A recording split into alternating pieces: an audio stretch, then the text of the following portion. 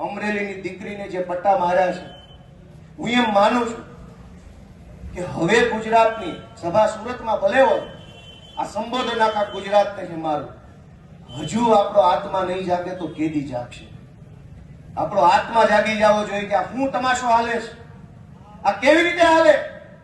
ગુંડાઓ, બુટલેગરો, માફિયાઓ, તોડબાજો, drugs વાળા, દારૂ વાળા, રેતી વાળા બેફામ ફરે અને નિર્દોષ માણસને પોલીસ સ્ટેશનમાં મારે છે. અમે રજૂઆત લઈને જઈએ તો અમારા ઉપર એફઆઈઆર. એટલે મેં નક્કી કર્યું છે કે ગુજરાતનો આત્મા જગાડવાનો છે દોસ્તો, અને મેં નક્કી કર્યું છે કે અમે ન્યાય નથી અપાવી શક્યા દીકરીને, અને એટલે દીકરીને જે પોલીસે પટ્ટા માર્યા છે એ પટ્ટા આજે હું ખાઈશ જાહેરમાં.